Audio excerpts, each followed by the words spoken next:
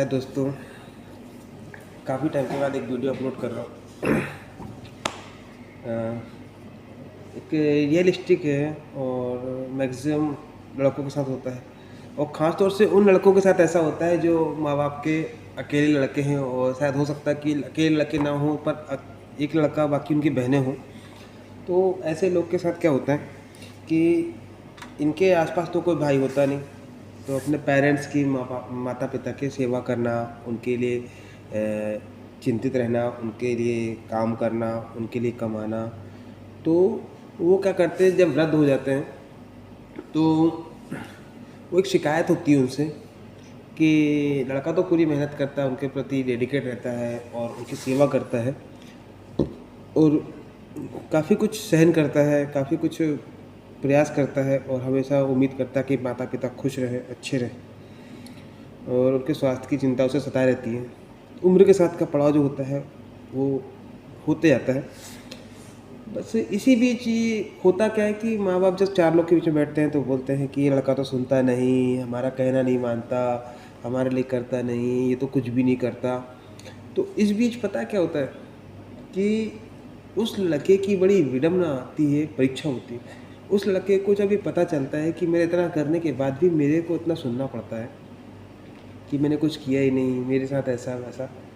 तो उस लड़के की असली परीक्षा अब शुरू होती है, असली सेवा अब शुरू होती है कि अपनी निंदा सुनने के बाद, अपनी बुराइयां सुनने के बाद भी वो लड़का वैसे ही सब चीज़ को अनसुना करके अपने काम पे फिर से लग जाए, अपनी माँ बाप की वैसी सेवा करे।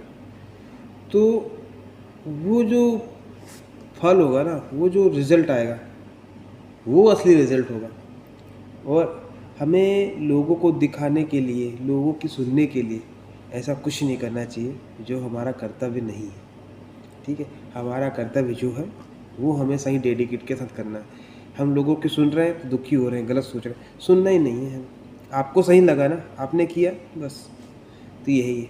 तो आज की नई जनरेशन के साथ होता है, जो लड़के बीच में ऐसा सुन लेते हैं कि माता पिता ने वृद्ध होने के बाद या किसी चार लोग के बीच में बैठ के ये बात बोली कि अब तो लड़का तो सुनता ही नहीं हमारी, ध्यान ही नहीं देता, उसकी निंदा एक होती है।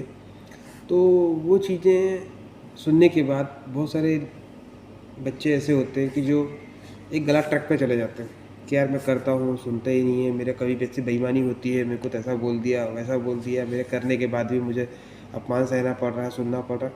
नहीं,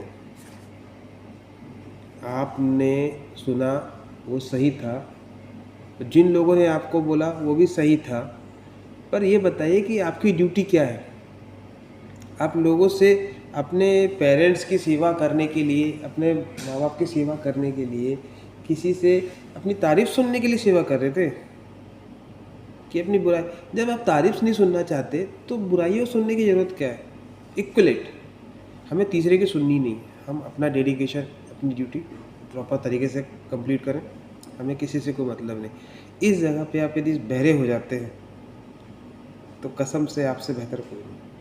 और असली परीक्षा हमारी तभी शुरू होती है जब हम निंदा होने के बाद भी अपनी जगह पे परफेक्ट और काम करते हैं। एक दिन ऐसा आएगा कि यही लोग आपको बोलेंगे कि हम तो गलत सोच रहे थे और आप सही रहेंगे। तो प्लीज़, जो चीज़ आपको हर्ट करे, जो चीज़ गलत है, उसे इग्नोर करने में ही भलाई है। हमेशा इग्नोर करके ही खुश रहा जा सकता है। अब मेरा तो ये मानना है कि इग्नोर करके ही खुश रहें। तो अब आप बताइए कि आप लोग की क्या राय है और ऐसा किन किन लोगों ने फेस किया है। Thank you.